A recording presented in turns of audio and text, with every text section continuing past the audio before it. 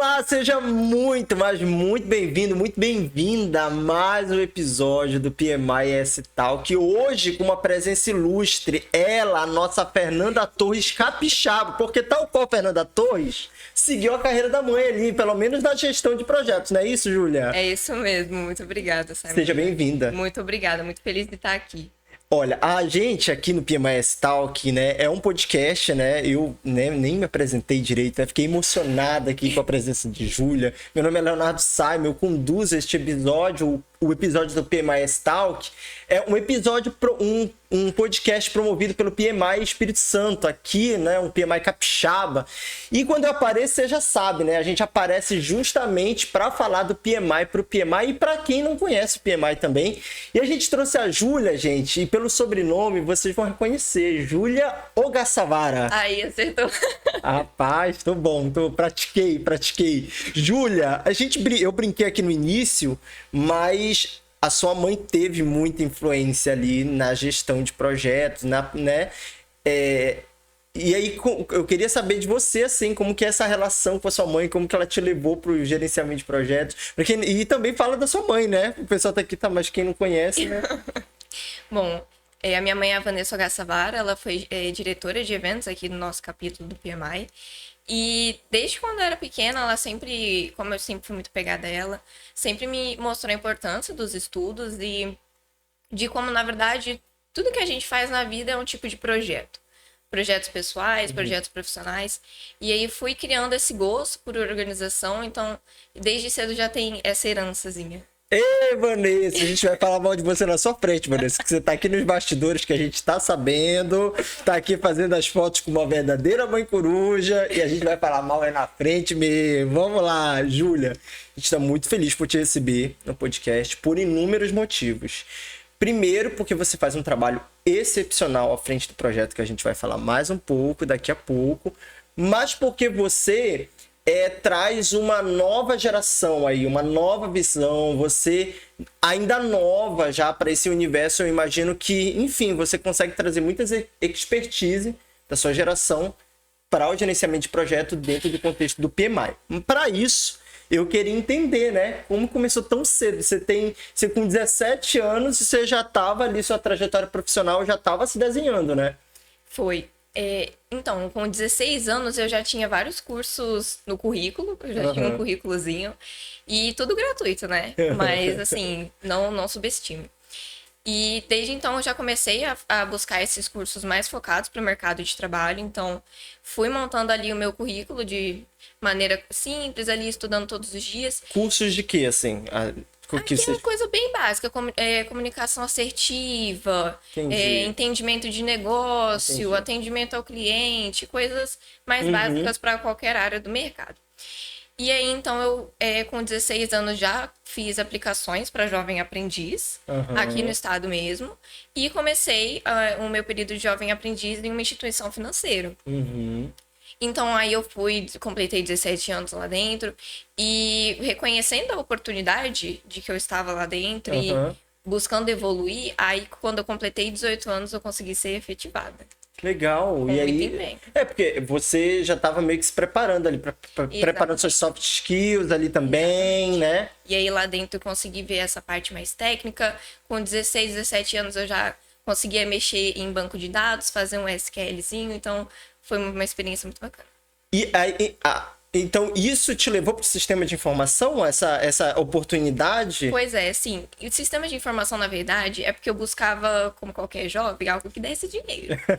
Então eu buscava... eu não procurei, por isso que eu fiz jornalismo, tu acredita nisso? Eu deveria ter feito sistema de informação. Eu estava procurando algo mais rentável, só que hoje em dia, né, eu também queria uma área mais ligada para tecnologia, porque eu acredito que ia ser um pouco mais promissor para mim. Como eu também nunca tive muito problema em aprender essa parte, com a experiência lá que eu tive como menor aprendiz, então eu pensei, não, vai ser sistemas que acaba juntando computação, mas também tem matérias de estratégia de negócios, tem economia, tem business intelligence. Então foi uma faculdade muito oportunidade, assim. Você falou que essa paixão por planejamento e organização é de família. É, de família. A gente brinca, eu e minha mãe, que somos pessoas de processos. Então... Ai, meu Deus. Eu tô imaginando como é que é a casa delas. Imagina. O guarda-roupa deve ser tudo. É nesse nível. O carrinho de compras, ele é por parte. A gente separa as coisas. Sério? Não é possível. É verdade, mano. É que você tá nesse. Gente, precisamos de uma intervenção psiquiátrica nessa família. Brincadeira. Então, meio que de família, então, esse processo. A gente tá brincando aqui, mas isso daí influenciou no caso, né? Isso, com certeza. Na verdade, foi algo muito positivo, porque então eu entendi que o primeiro passo de qualquer conquista, qualquer objetivo, é exatamente você parar e planejar os passos para você alcançar essa meta. Muito legal, muito bom. Olha, eu fico até emocionado, porque eu não sou nada disso, gente. Mas é isso aí, a gente tá aqui para aprender.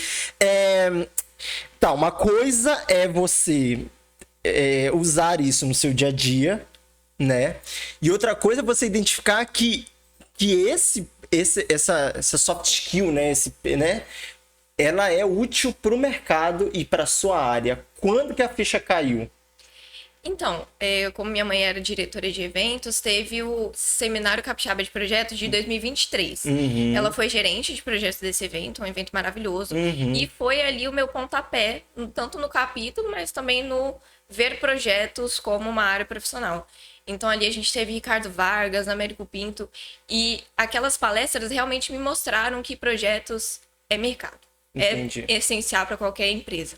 E é por isso que você compartilhou com a gente, né, de que o Seminário Capixaba ele tem um papel muito especial na sua vida, né? Com certeza. Foi ali que eu comecei como voluntário do capítulo.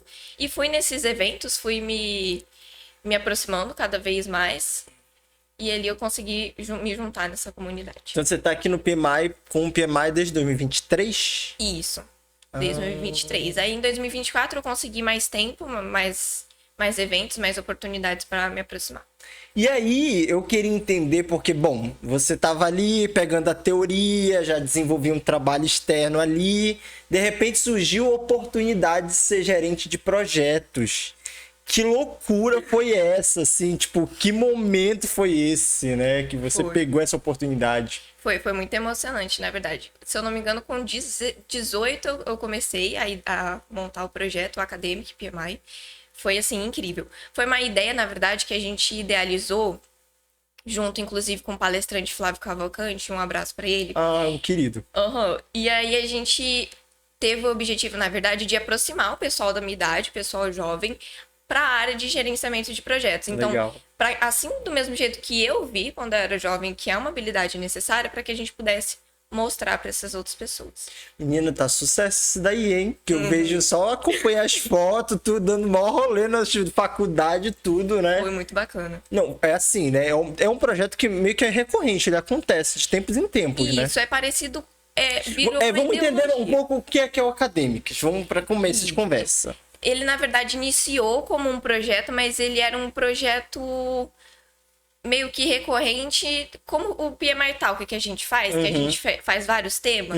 Essa é a ideia do Academic. Ele traz essa visão jovem, traz esse objetivo, e aí você faz sessões do Academic. Um Academic, no nosso caso, a gente fez ali sobre inteligência artificial. Legal. Então, foram 4 encontros em parceria com a FAES e com a Estácio, que juntaram mais de 350 estudantes. Então, fazer uma nova rodada e realmente plantar essa semente. Que bacana. E como que é, né, a reação das pessoas, assim, quando vocês desenvolvem esse trabalho lá? Assim, foi realmente um projeto de sucesso, os estudantes gostaram bastante. E a gente tem o feedback de que eles não sabiam, não conheciam a área, então passam a ver como mais uma oportunidade, mais uma opção ali no leque para eles. E que realmente é um ponto essencial ali que eles podem, mesmo que siga para uma área não tão voltada a projetos, eles ainda vão poder usar essa habilidade para a vida pessoal. Como é que tá? Você ainda é gerente de projetos esse ano? Como é que tá? Então, não. Eu fui em 2024. E aí, como ficou essa semente plantada, aí o pessoal já faz outras sessões. Se eu não me engano, agora tá com a diretoria de educação, por conta desse cunho mais voltado para as universidades. Nossa, o pontapé, então, você deu ali e passou bastão, né? Passei. Tá certo. E o que você levou, assim, de aprendizado? Como que foi a experiência, assim? Assim, como é um projeto feito dentro das universidades, ele é simples em termos de organização. de receita, de custo, essas coisas. Mas como foi o meu primeiro projeto, eu tive ali muito aprendizado em relação à documentação. Então, segui realmente a metodologia do capítulo e a comunicação. A comunicação com os voluntários, com os patrocinadores ali das universidades, foi muito enriquecedor. Nossa, que legal. E você conseguiu, tudo que você desenvolveu antes do PMI, você conseguiu de alguma forma conciliar ali para desenvolver, para tocar o projeto. Isso, exatamente. Muito bom, gostei. Tá, eu tava com isso na cabeça, eu vi aqui no roteiro, você ganhou o prêmio do projeto do ano 2024, que eu estava na torcida para ser o podcast, mas não foi. Temos aqui uma concorrente, mas é que eu acho que, enfim, não dei conta, não foi suficiente. Agora vai. Mas brincadeiras à parte, você recebeu um reconhecimento por isso, porque assim, é um projeto. A gente estava falando antes de começar do desafio que é a gente comunicar para fora, né? Exatamente. O capítulo, o PMI Espírito Santo, e de repente você conduz um projeto que vê, né, que você olha no olho, que você passa, que você consegue metrificar, né, por causa das pessoas que estão participando e tudo mais. Então, assim, para além, né, do projeto e da sua condução, que foi com maestria, né, mas como que foi receber esse prêmio, assim, tipo... Assim, foi incrível, foi uma surpresa, tá? Eu cheguei lá na festa do 20º...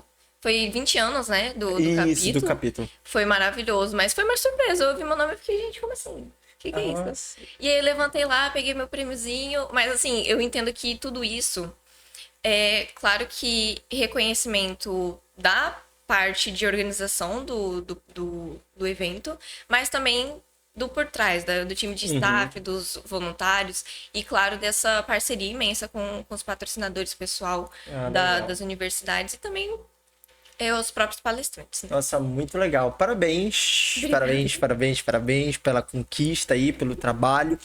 E hoje, profissionalmente, você está atuando em que área, assim, hoje? Atualmente, eu estou como analista de qualidade dentro de Customer Experience, né? Experiência do cliente. E a gente trabalha, agora sim, mais focado em projetos, porque quando eu entrei inicialmente, eu estava como analista de relacionamento. Mas aí agora eu estou realmente... mais dentro da parte de metodologia de processos e projetos. É interessante, né? Porque Customer Experience normalmente está atrelado muito ao marketing, né? Ali, também. Pelo menos assim, tem uma parte do marketing ali, mas você pega a parte de projetos, como que é? A parte de qualidade, na verdade, a gente busca entender e buscar como que tá os nossos processos da jornada do atendimento do nosso cliente e se tá uma jornada fluida, uma jornada agradável para ele, tanto de algum produto quanto do próprio atendimento.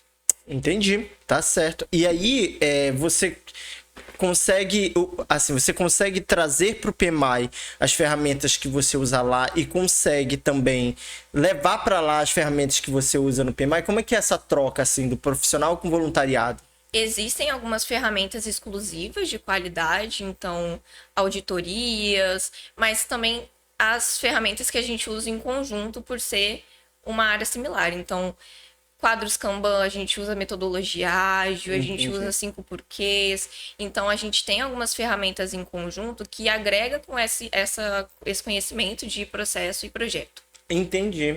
Beleza. E eu fico imaginando também, né, que... Enfim, eu acho que você começou... eu acho que além de você ter começado muito jovem, mas eu acho que eu reforço aqui, né? Eu acho que você traz uma visão, porque muitas vezes o gerente de projetos, ele é desafiado a ver de novas formas, de novas perspectivas, né? E a gente vê o desafio nas instituições de dialogar com essas gerações novas, né? Com essas gerações que estão começando no mercado, né? Como é que tem sido para você essa experiência? Porque certamente você trabalhou com pessoas de gerações diferentes da sua, inclusive no PMI, porque é plural, né? A gente tem gente de todas as idades e todos os contextos. Como é que foi para você essa relação intergeracional no PMI, mas também no mercado, assim? Você vê desafios muitas vezes por questão da idade ou talvez porque há uma visão muito conservadora de um processo e às vezes é difícil de mudar. Como é que é para você isso? Em relação ao PMI e ao mercado, eu acredito que é bem similar, na verdade. Tem sim alguns desafios de realmente mostrar que a gente é capaz de fazer alguma coisa mesmo sendo jovem, mas tendo essa bagagem já. Mas além dessas oportunidades também de trabalhar a comunicação. Então, às vezes, como você vai falar com alguém mais velho, de uma hierarquia mais alta. Mas, no geral, é bem tranquilo. Mas eu sempre tento mais me colocar numa posição de que eu realmente mostre que eu sou capaz de realizar tal tarefa. Acho que você sabe, né? Exatamente. Que você tem propriedade de alguma forma ali, né? Exatamente. Ei, Vanessa, tá orgulhosa, Vanessa? Gente, Vanessa tá emocionadíssima aqui no fundo. Vocês não estão entendendo. Vanessa, ela tá assim, foi a primeira vez que a gente entrevista a mãe e filha nesse podcast. Olha só, ineditismo. Gente, você pode acompanhar a gente nas redes sociais, né? Eu te convido desde já, se você está gostando desse bate-papo, para você dar 5 estrelas, para você compartilhar, você fazer esse episódio chegar a mais pessoas. Você pode nos seguir no Instagram, no LinkedIn, no Spotify, no YouTube. A gente está assim, em todas essas plataformas aí de rede social, levando conteúdo de qualidade para você. E hoje a gente trouxe a Júlia Ogaçavara, ela que começou ainda muito nova, ela ainda é nova, né, gente? Mas assim, ela começou jovem nesse universo do gerenciamento de projetos, influenciado pela família. Olha que legal, né? E de repente hoje ela já é um case de sucesso dentro do PMI, gente, justamente pelo projeto Acadêmicos, que ganhou ano passado o prêmio do ano do projeto, né? Nos 20 anos do PMI, não é pouca coisa não. E você tem o que na sua vida? Começa a refletir.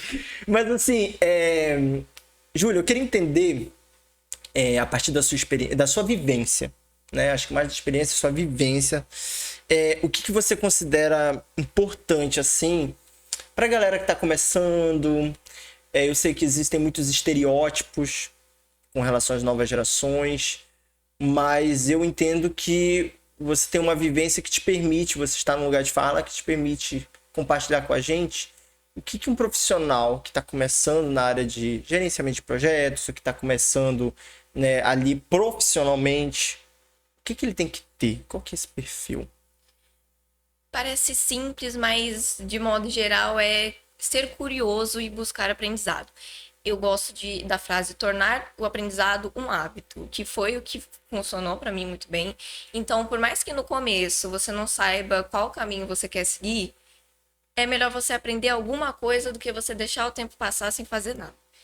Então, da mesma forma que eu fiz, buscando vários cursos, às vezes não relacionados, mas construindo a minha bagagem e até criando esse hábito de aprender, para que então eu encontrasse aquilo que fazia mais sentido para mim e pudesse me especializar, me empenhar naquilo. Legal, muito bom. E você, assim, você tem um mundo pela frente, né, de possibilidades, né? Você tem um caminho ainda a trilhar. Você se vê como daqui a 5 anos, assim? Na área de projetos, eu acredito que eu já vou ter alguma certificação, que inclusive essas do PMI que eu reconheço que são muito importantes no mercado, então correr atrás de uma certificação. E também, já atuando no mercado, eu vou conseguir mais experiência, talvez já estarei como analista de projeto ou até gerente de projeto. Um PMP aí, a caminho, será? A caminho. Ê, coisa boa, profetiza! Ô, Adriano, temos aqui, ó, 5 anos, você crava aí, viu, Adriano? A gente volta aqui e chama ela pra falar do PMP, olha só. O quê? 3 anos. 3? Mais 3 anos. Tem isso, né? Tem idade, né? Alguma coisa assim. Mas vamos lá, né? Mas, ó... Eu gosto de dizer que... Eu acho que muito pela minha veia de humanas, né? Eu sou muito das humanas, né? Jornalismo e tal. E a minha vida profissional, ela foi pautada nas pessoas, assim, né? E hoje no marketing também, você que trabalha com experiência do cliente... O cliente no centro, a agilidade ao cliente no centro, enfim, a pessoa, são pessoas no centro ali, né? E aí essa pergunta que eu quero te fazer, Júlia, é justamente sobre o impacto. Se você tem algum momento marcante ou se você consegue ver um impacto real na vida das pessoas através do seu trabalho, assim, porque eu acho que por mais que a gente metrifique, por mais que a gente tenha dados, por mais que a gente faça análise... Mas no final das contas a gente está falando de pessoas, né? De vidas ali por trás. Você consegue buscar isso na tua mente? Bem, seria mais do momento que eu atuei como analista de relacionamento, que é um nome chique para atendente. Mas... Obrigado por desmistificar isso pra gente. Mas ali eu realmente estive muito ao vivo e cara a cara com o cliente, então foi um momento que eu realmente ouvia a dor deles e buscava dentro do que era possível ali na empresa de ajudá-los. E por ser financeiro também é bem delicado, mas ali eu treinei bastante minha comunicação e entendi que por mais que as empresas têm os processos, têm toda a burocracia e estrutura, são pessoas que estão oferecendo e recebendo aquilo ali. E você também, no acadêmico, teve que lidar com pessoas diretamente também, né, Júlia? Inclusive a comunicação mesmo, com os patrocinadores, com o pessoal das faculdades. Foi tudo eu que fiz ali o intermédio, né? Não, então você tem que lidar e chegar lá, você trabalha, né, com o sonho das pessoas ali, de alguma forma, no caso do acadêmico, né? São pessoas que elas querem perspectivas de futuro e você tá ali dando possibilidades para ela, né? Eu acho que não tem nada mais humano do que isso também, né? Isso mesmo, independente da área que a pessoa vai seguir, ela vai ver ali o gerenciamento de projetos como a vida dela sendo o projeto que ela tem que gerenciar. Muito bom. Gente, hoje eu acho que eu mais aprendi com Júlia, não é mesmo, Júlia? Eu preciso organizar minha vida, eu preciso organizar, entendeu? Porque é cabeça de criativo. Ah, é? Não, tem que listar tudo. Você sabe como é. Você deve trabalhar com algum criativo perto de você. Ah, sim, com certeza. Como é o caos, o apocalipse na cabeça da pessoa, né? Não, você não tá entendendo. Hoje eu tava conversando com o Léo, o gerente do Agile. E aí ele falou assim, não tem planejamento de conteúdo? Eu falei, não, tem planejamento, mas tá tudo na minha cabeça. Agora, entendeu? Tá anotado? Não tá. Por quê? Porque eu não... Entendeu? Não anota, mas não sim. Anota. Inclusive é uma das dicas que eu uso, porque eu anoto tudo. Eu tenho lista pra absolutamente tudo. Sério? Sério, lista pras tarefas que eu vou fazer, mesmo que seja limpar a caixinha dos meus gatos, eu anoto. Mesmo que seja uma atividade diária que você tem que fazer todo dia, que nem escovar o dente. Aí você tem planner? Eu tenho. Assim, é porque depende. Onde que você anota? No bloco de notas? No bloco de notas do celular. Coloca na geladeira. Ah, do celular. É do celular. Ora, por favor. Entendeu? Eu com 30 anos tô pensando no papel, nossa amiga tá no celular. Sabe o que é isso, gente? É a idade, é a diferença da geração. Mas eu gosto de papel. Mas o papel também é muito bom. O papel eu prefiro usar no trabalho, que aí a gente coloca um monte de post-itzinhos. Né? Ai, que lindinho. Eu gosto colorido ainda. Mas em relação aos planners, tem muita gente que gosta e sugere, só que dependendo da complexidade do sistema que você vai usar, vai mais te gastar tempo em você planejar do que você realmente tirar proveito desse planejamento. Por isso que eu só boto o básico lá, boto os dias, escrevo o que eu vou fazer e já Nossa, tá ótimo. Sensacional. Eu tenho, assim, eu no trabalho eu escrevo, assim, eu anoto, né? Eu tenho uma agenda lá e eu coloco fazer tal coisa. Até porque, para dar uma sensação também de... Porque, às vezes, se você também não anotar, às vezes termina o dia, você fez tanta coisa e você fala assim, meu Deus, o que eu fiz? Né? E, tipo, aí às vezes não dá a sensação de produtividade, parece que você não... Exatamente. E aí, às vezes, assim, não... Então, assim, eu faço checklist, pelo menos no trabalho eu faço, assim... Mas eu confesso que na minha vida pessoal, nossa, e para livro também, eu tenho anotação de livro, assim, né? De listas de livro. Mas fora isso, Júlia. Mas isso que você falou é verdade, né? Porque quando você lista e você vai dando checkzinho ou então limpando a sua lista, no final do dia você vê que tá vazia porque você fez tudo aquilo que você tinha que fazer. Então, eu uso como um método para não procrastinar e ainda ter uma recompensa de caramba, fui muito produtiva hoje. Eu acho que é sobre isso também. Mas você consegue parar, tipo assim, fazer alguma coisa que sem ser por checklist, assim? Tipo, eu vou fazer tal coisa. Consigo. Porque muita produtividade também, né? Não, você tem que ter ali o equilíbrio com o bem-estar. Esses dias eu tava ouvindo um podcast, muito bom. Eu super recomendo, Para Dar Nome às Coisas, que é de uma mulher que ela filosofa da vida, né? Tipo de podcast que eu adoro. E aí, ela tava falando que ela é a pessoa do checklist. E aí ela disse que ela tava fazendo checklist pra livro, que é uma coisa que ela sempre leu por prazer. E de repente ela tava lá, não, você não pode ler tantos livros mais por dia, não sei o que, não sei o que, não sei o que. Gente, uhum. não tem que ter ali um equilíbrio saudável. Né? É sobre isso, entendeu? Seja equilibrado. Júlia, voltar aqui. Menina, eu tô empolgadíssimo com a Júlia aqui, já descobri, gente, que ela usa o celular e usa o papel. Olha isso, vocês olham uma coisa dessa? Júlia, eu queria que você compartilhasse um pouco, você deixasse um conceito pra essa juventude, pra essa geração, pra essa galera aí que talvez ainda esteja se encontrando, talvez que não saiba ainda por que o gerenciamento de projetos pode ser uma importante opção para a vida dela. Então eu queria que você deixasse esse seu conselho para essa galera. Bem, eu acredito que o primeiro passo, na verdade, entra nessa parte dessas listas, mas é você ter o autoconhecimento do que você quer fazer e então você listar aquilo que você quer conquistar. Porque tem até uma frase que fala que escrever uma meta é o primeiro passo para então conquistá-la. Porque você vai ter o conhecimento de que você precisa fazer aquilo e então começar a destrinchar o que você tem que fazer para alcançar realmente aquilo. E aí também já facilita o processo de planejamento, então seria ter esse viés mais planejador e também o viés curioso de realmente estudar, mesmo que cursos nada a ver, vai fazer um curso, vai mesmo gratuito, e então ganhar mais bagagem, buscar aquilo que faz sentido para você, para poder então mergulhar nisso e se especializar e poder andar mais a caminho do seu sonho. Nossa, muito bom, cara. Eu não consigo nem perguntar mais, mas vou continuar aqui pra gente caminhar pro final, né? Como que você se vê, né, nos próximos anos? Eu sei que a gente já falou um pouco ali no caminho do gerenciamento de projetos, mas, assim, um sonho, uma ambição, o que você visualiza para você, assim? Assim, saindo um pouco desse cenário de projeto, como tem essa questão financeira, eu gosto muito da área de economia, então ali me adentrar mais, ganhar uma certificação nessa área de economia, talvez de investimentos, eu acho bem interessante. Inclusive, eu recomendo para qualquer um, porque além do planejamento da sua vida de projetos, tem que ter da sua vida financeira, porque tá tudo ali, tá dentro, faz parte, você tem que se planejar para os projetos de vida que você quer fazer. Então, também é um básico que acaba que no Brasil muita gente deixa de lado, mas que deveria estar mais no nosso dia a dia.